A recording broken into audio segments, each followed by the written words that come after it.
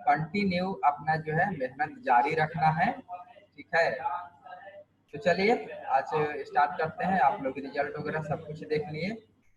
तो आज के टॉपर हमारे राहुल कुमार, दीपक कुमार दोनों लोग हैं। तो अपना सॉल्यूशन क्लास स्टार्ट करते हैं। चलिए, तो यहाँ पे आप लोग देख रहे हैं स्क्रीन पे पहला क्वेश्चन हमारा जो है कि आवृत्ति 100 हर्ट्ज है ना, मतलब 100 हर्ट्ज आवृत्ति पर 2 हेनरी बार ले चौक क्वाइल का रिएक्टेंस क्या होगा। ये सब आप लोग ऑलरेडी बना चुके हैं, ठीक है। तो इसमें हमारा रिएक्टेंस पूछ रहा है। आप लोगों को एक फार्मूला मैंने बताया था, ठीक है। एक्स एल बराबर, ठीक है, कैपेसिटिव सॉरी इंडक्टिव रिएक्टेंस बराबर फार्मूला हमारा जो होता है क्या होता है, 2πfc। बार बार आप लोगों को मैंने बोला भी है कि कॉपी और पेन लेकर के बैठना है, और जो भी ऐसा लगे कि नोट करना चाहिए तो फटाफट नोट भी कर लेना है। और लास्ट के 10 मिनट हम लोग का जो भी प्रॉब्लम होगा उसको देखना है ना, सॉल्व करना है। तो इसके लिए आप लोगों को फार्मूला बताए थे हम कि एक्स एल बराबर 2πfc। तो हमारा फ्रीक्वेंसी का मान दिया हुआ है और एल का भी मान दिया हुआ है ना। एक्स एल बराबर 2πfl, एक्सएल बराबर 2πfl। इस फार्मूला पे हम फ्रीक्वेंसी के मान को बैठाएंगे और हमारा एल के मान दिया हुआ है। इंडक्टेंस के मात्रा क्या होता है, हेनरी। तो ये 2 हेनरी दिया हुआ है ना। इंडक्टेंस का मात्रा क्या होता है, हेनरी। तो वहां से हम लोग अगर कैलकुलेट करेंगे पाई के मान रख करके तो हमारा एक्सएल निकल जाएगा इतना, है ना। इंडक्टिव रिएक्टेंस जिसका कि यूनिट भी ओम होता है, ठीक है। नेक्स्ट क्वेश्चन है कि 12 वोल्ट बैटरी के कितने लेड एसिड सेल को समूहों में बांटा जाता है और किस संपर्क में उन्हें जोड़ा जाता है। जैसा कि आप सभी जानते हैं कि हमारा लेड एसिड सेल का जो ईएमएफ होता है वो 2.2 वोल्ट होता है, और अगर हम लोगों को 12 वोल्ट चाहिए, ठीक है, 12 वोल्ट चाहिए, तो जाहिर सी बात है कि 6 बैटरी लेंगे हम और उसको श्रेणी क्रम में जब जोड़ते हैं तो हमारा वोल्टेज के मान बढ़ता है, और जब समानांतर क्रम में जोड़ते हैं तो आउटपुट में हमारा करंट के मान बढ़ता है ना। तो 6 वो लेड एसिड सेल लेंगे, इसको श्रेणी क्रम में अगर जोड़ेंगे तो हमारा कितना होगा, ये 12 वोल्ट। नेक्स्ट जो आगे बढ़ते हैं कि 120 एम्पियर आवर क्षमता की बैटरी को कितने घंटे के लिए 8 एम्पियर की धारा ले सकते हैं, है ना। हमारा ये कोई भी बैटरी है जिसकी क्षमता 120 एम्पियर आवर है ना। उससे हम लोग 8 एम्पियर तक अगर करंट लेना चाहें तो कितने घंटे तक हम लोग करंट ले सकते हैं, तो ये 15 घंटे तक।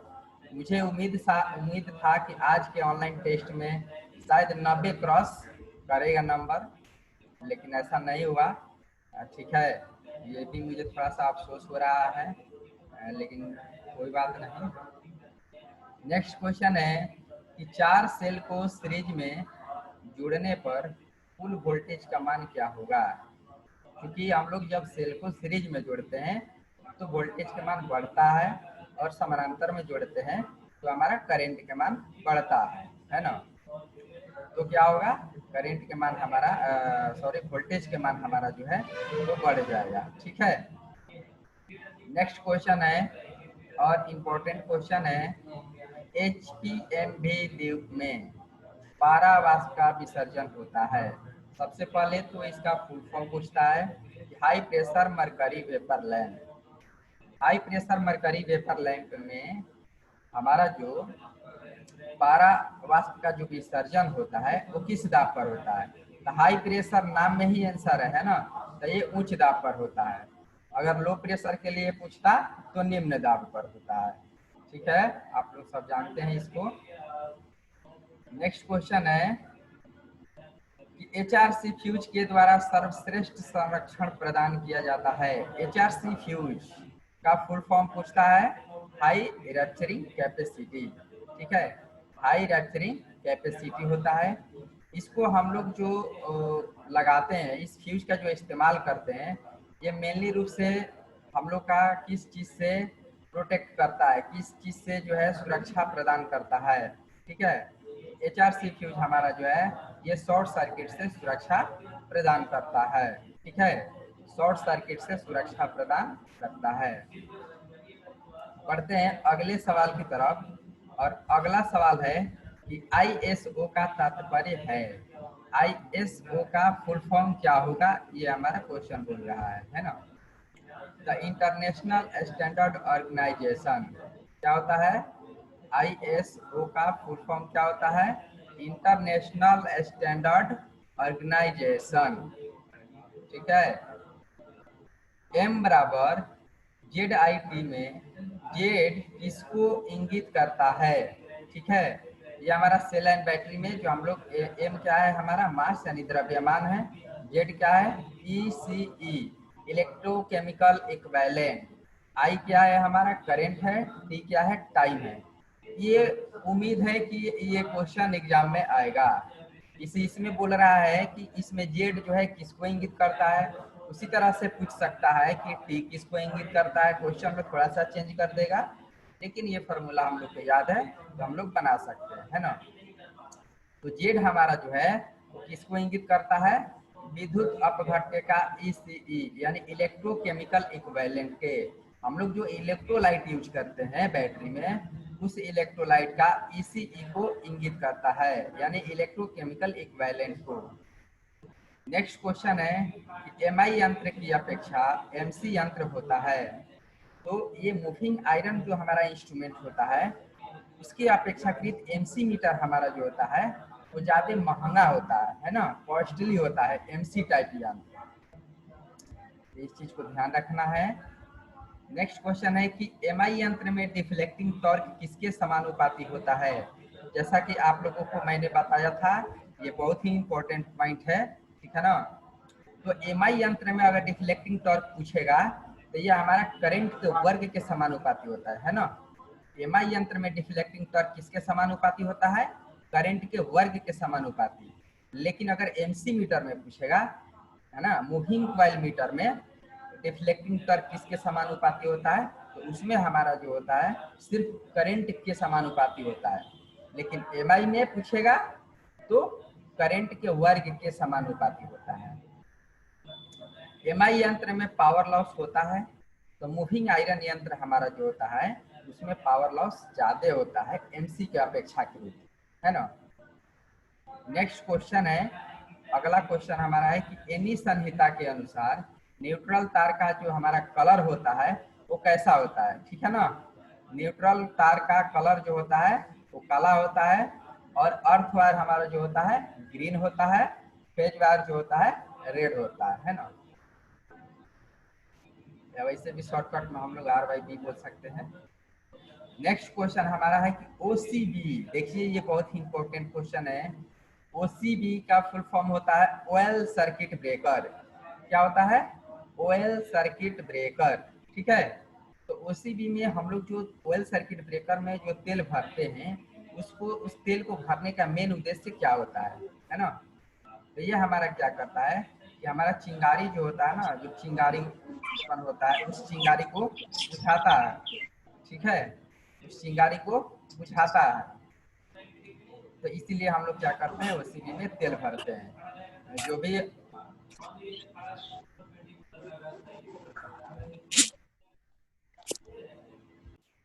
क्या हो गया स्क्रीन पे?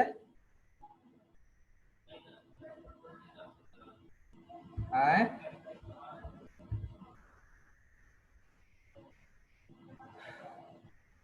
हेलो, सर चलिए ठीक है, कोई बात नहीं। कहाँ थे हम लोग? हाँ, इधर हो गया ना। बढ़ते हैं अगले सवाल की तरफ, और अगला सवाल हमारा है कि अगर टेनन शाह के दांत घिस गए हैं तो उन्हें तेज करने के लिए हम लोग किस औजार का इस्तेमाल करते हैं? किस टाइप के फाइल का, यानी रेती का, है ना। तो टेनन शाह आप लोग जानते हैं, टेनन शाह हमारा किसका होता है? तो लकड़ी का आरी जिसको बोलते हैं, लकड़ी के आरी, है ना।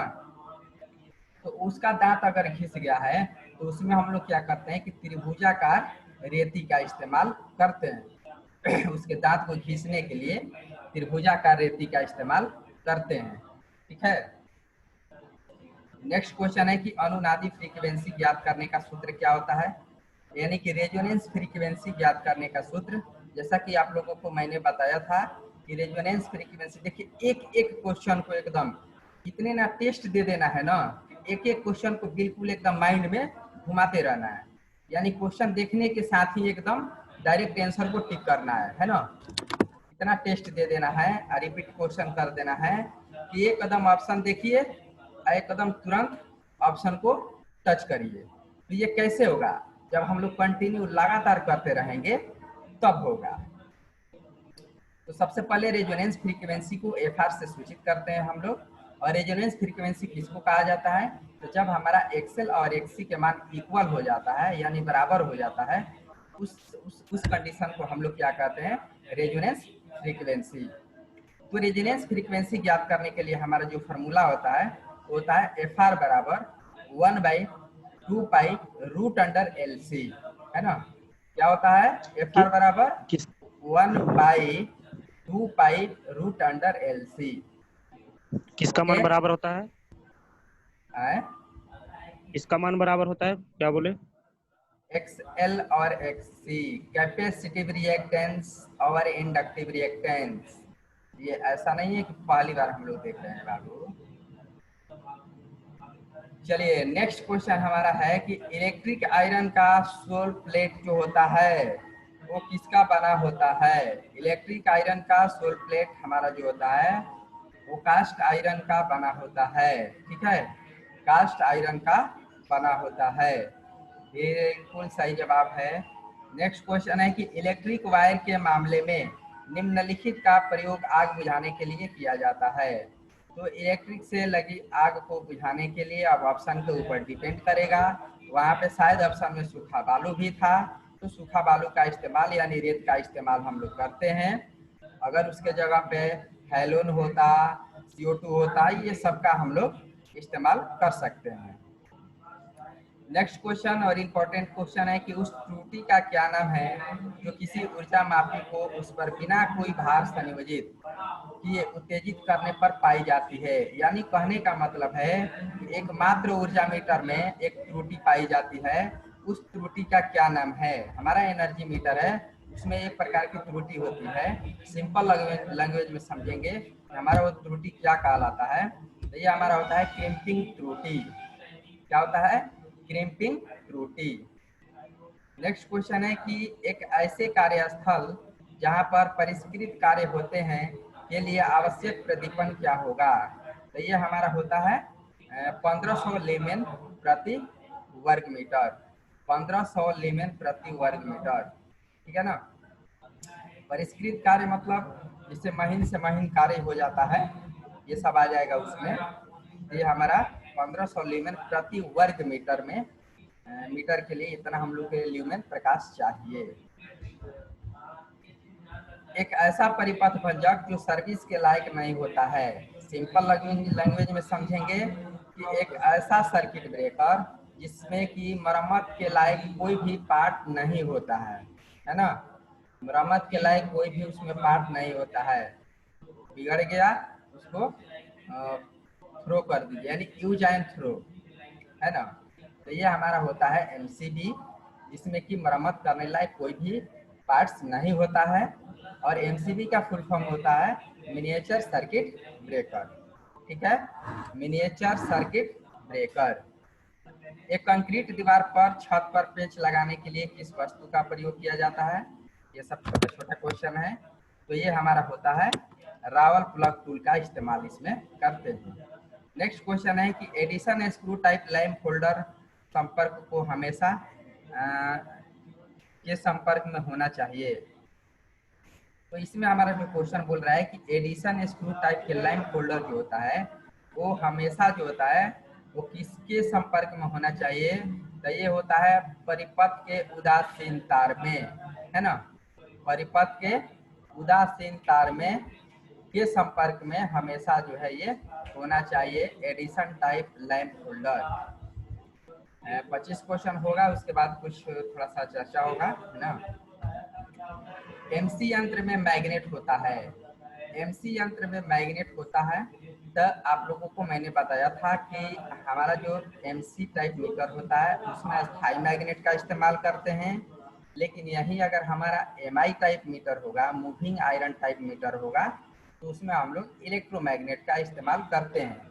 ये सब कुछ कुछ डिफरेंस है एमसी टाइप मीटर और एमआई टाइप मीटर में, इसको कि हमेशा याद रखना है, यहाँ से कि क्वेश्चन भी पूछता है।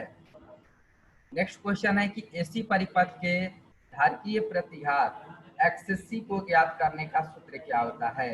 एसी परिपथ में हमारा कैपेसिटिव रिएक्टेंस को ज्ञात करने के लिए जो फार्मूला होता है वो होता है एक्ससी बराबर 1/2 पाई एफ सी।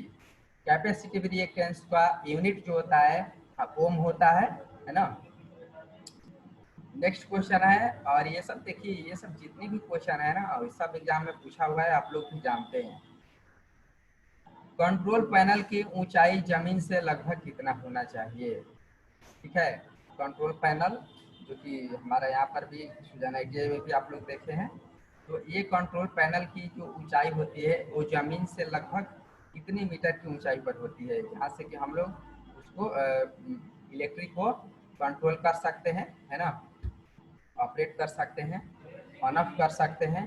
तो ये हमारा जो डिस्टेंस होता है जमीन से 1.5 मीटर, 1.5 मीटर।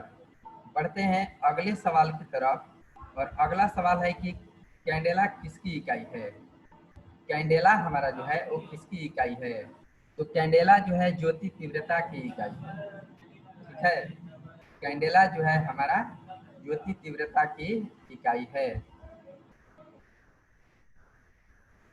बढ़ते हैं अगले सवाल की तरफ, किस टाइप के यंत्र में स्केल समान भागों में विभाजित होता है। तो जैसा कि आप सभी जानते हैं, एक मिनट थोड़ा सा एक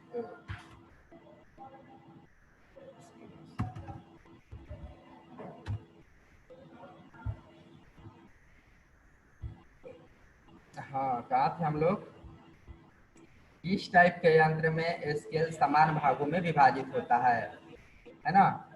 तो ये हमारा होता है एमसी टाइप यंत्र, जिसका स्केल आप लोग देखे होंगे कि वो समान भागों में, मतलब एक दूसरे के साथ जो स्केल का जो डिस्टेंस होगा वो बिल्कुल इक्वली होगा, यानी समान होगा। अगर यही एमसी टाइप में पूछता तो वहाँ असमान भाग में होता है। जैसे पहला है, मान लीजिए तो पहला और दूसरा के बीच में जो डिस्टेंस है 5 mm, तो फिर तीसरा और दूसरा और पहला के दूसरा और तीसरा के बीच में जो डिस्टेंस होगा वो क्या होगा, 7 हो सकता है, 10 हो सकता है। इस तरह से असमान भागों में विभाजित होता है उसका स्केल एमआई का, लेकिन एमसी टाइप का समान भागों में विभाजित होता है। बढ़ते हैं अगले सवाल की तरफ कि किस तरह का अग्निशामक इलेक्ट्रिक अग्नि को शमन करने के योग्य होता है। यानी कि इलेक्ट्रिक से अगर आग लगा हुआ है तो उसमें किस टाइप के अग्निशामक यंत्र का इस्तेमाल कर सकते हैं। तो ये हमारा कार्बन डाइऑक्साइड अग्निशामक यंत्र है। फोम टाइप तो किसी भी कीमत पे नहीं होगा ना भाई। फोम टाइप में क्या होता है, और ज्यादा जो हमारा आग है ना और ज्यादा तेज हो जाएगा, काफी फैल जाएगा फोम टाइप में। इसमें क्या होता है, सबसे बेस्ट जो आप लोगों को बताए थे इलेक्ट्रिक के लिए वो होता है हमारा हैलोन टाइप, के बाद सीटीसी, फिर CO2, है ना। ये जैसा कि भी है कार्बन डाइऑक्साइड और रेत बालू, ये सब हम लोग इस्तेमाल करते हैं। किस प्रकार के लैंप होल्डर का उपयोग केवल 300 वाट से अधिक लैंपों के लिए करना चाहिए। तो देखिए, ये हमारा जो 300 वाट से अधिक लैंपों के लिए जो हम लोग लैंप होल्डर का जो इस्तेमाल करते हैं वो होता है गोलियत एडिशन स्क्रू टाइप के lamp holder, Goliath Edison screw type के लैंप होल्डर। और 300 वाट से कम लैंप के लिए आप लोगों को मैंने बताया था, अगर किसी को याद है तो बताइए।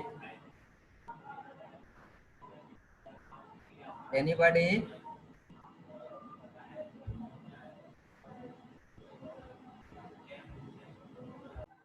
कितने लोग में किसी को क्या नहीं पूछ याद रहे है। हैं?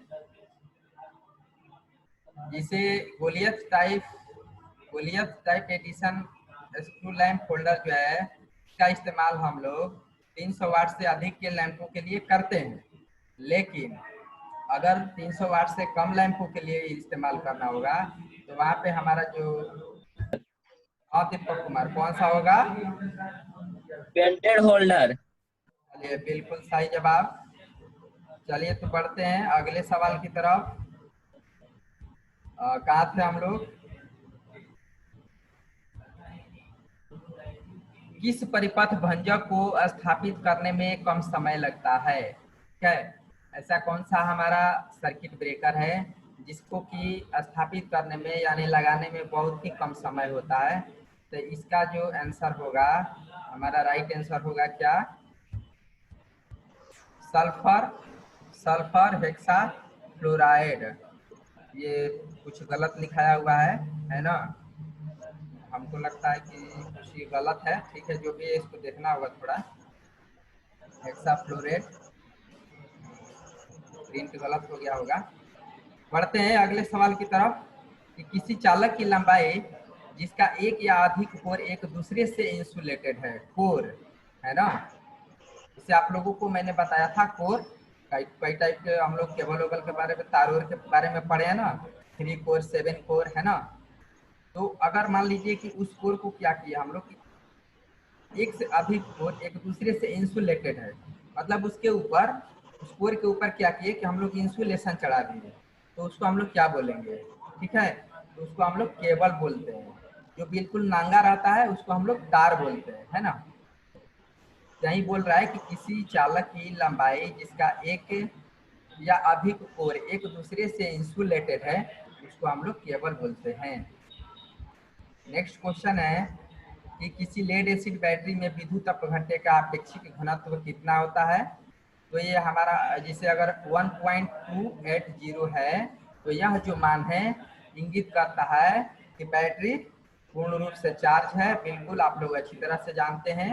इसका हमारा जो रेंज है वो 1250 से 1280 के रेंज में अगर है तो इंडिकेट करेगा अगर इलेक्ट्रोलाइट का अपेक्षित घनत्व। ठीक है, तो हम लोग जानेंगे कि हमारा बैटरी पूर्ण रूप से चार्ज है। अगर हमारा इलेक्ट्रोलाइटिक का अपेक्षित घनत्व जो है 1150 से 1180 के रेंज में होता है तो हम जानेंगे कि हमारा बैटरी जो है डिस्चार्ज है। नेक्स्ट क्वेश्चन है कि किसी सेल में कितने इलेक्ट्रोड होते हैं? तो किसी सेल में 2 इलेक्ट्रोड होता है। नेक्स्ट क्वेश्चन है कि घन कोण की इकाई क्या है? तो ये होता है स्टेरेडियन। छोटा छोटा क्वेश्चन है ये सब।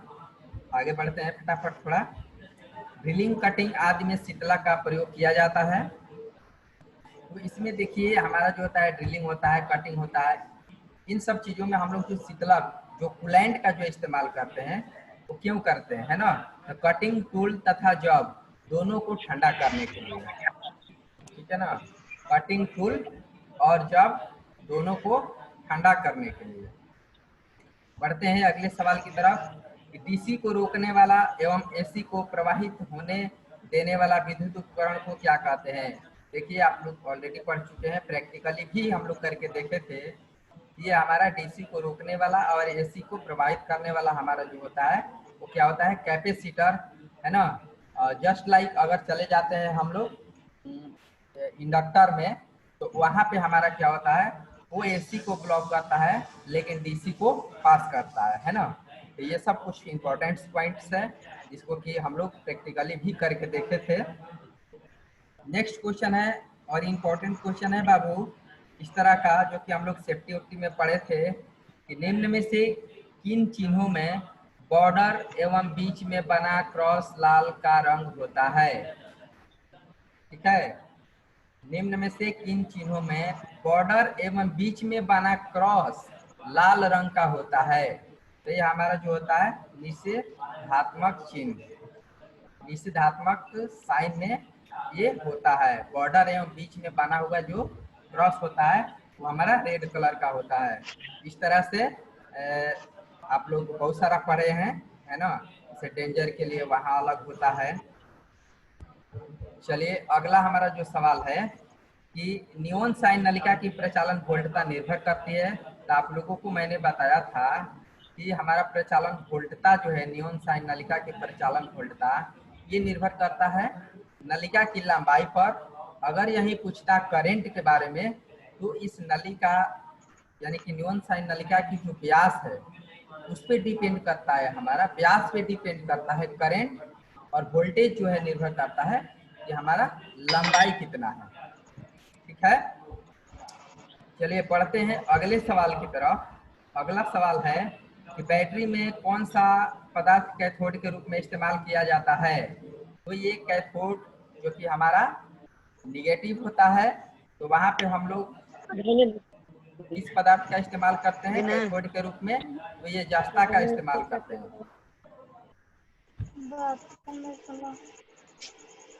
कभी राजहंस म्यूट हो जाइए। Yes sir. म्यूट हो जाइए।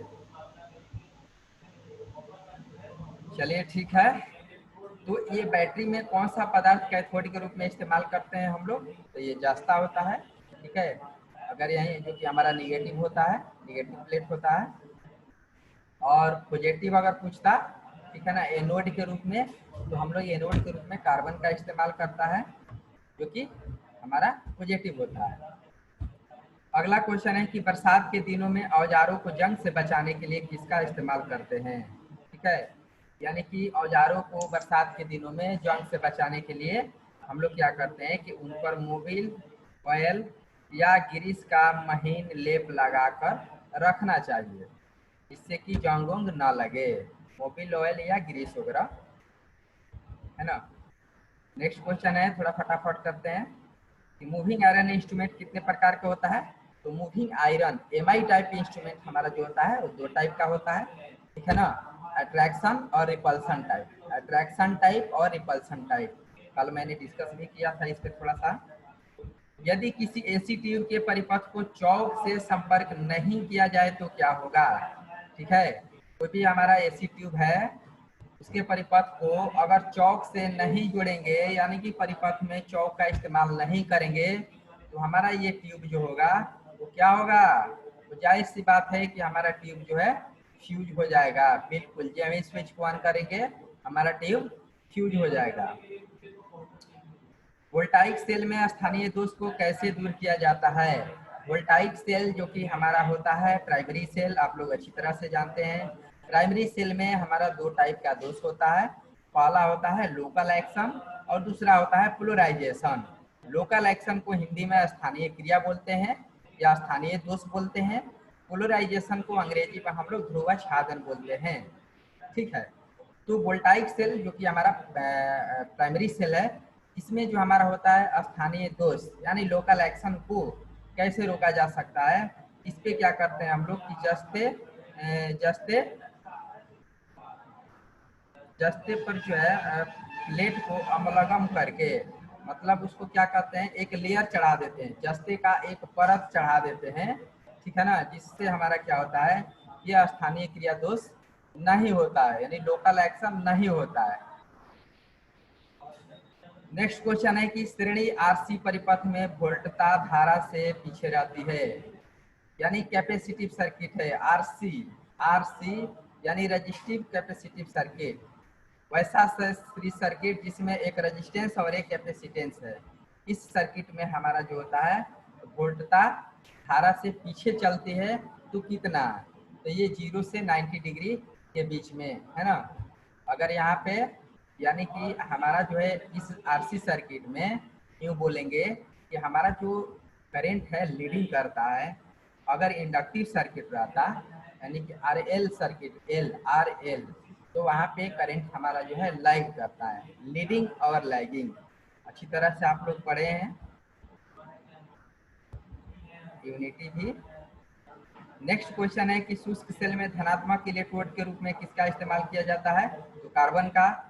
अगला क्वेश्चन है कि सर्किट ब्रेकर सामान्यतः संचालित होता है, ठीक है, तो जब कभी भी हमारा जो सर्किट में अगर दोष उत्पन्न होता है, ठीक है, जब कभी भी हमारा सर्किट में दोष उत्पन्न होता है तो हमारा सर्किट ब्रेकर जो है वो सामान्य रूप से अपना काम करने लगता है। बात ऐसा है कि अभी अभी हम लोग क्या होंगे कि डिस्कनेक्ट हो जाएंगे, लेकिन कोई बात नहीं, क्वेश्चन खत्म भी हो गया है ना। तो थोड़ी देर के लिए हम लोग जुड़ेंगे और जो भी डाउट है उसको क्लियर कर लेंगे, बस 2-4 मिनट के लिए, है ना। नेक्स्ट क्वेश्चन क्या है कि शुष्क सेल में, हो गया ना सर्किट ब्रेकर, सेल के आंतरिक प्रतिरोध पर क्या प्रभाव पड़ता है जब सेल को लंबे समय तक छोड़ दिया जाता है या कार्य में नहीं लिया जाता है। ठीक है, तो देखिए कोई भी हमारा बैटरी है, अगर उसका इस्तेमाल हम लोग नहीं करते हैं, लंबे समय तक वैसे ही छोड़ देते हैं, तो उसका इंटरनल रेजिस्टेंस जो होता है वो बढ़ जाता है ना। इंटरनल रेजिस्टेंस के मान बढ़ जाता है। बढ़ते हैं अगले सवाल की तरफ।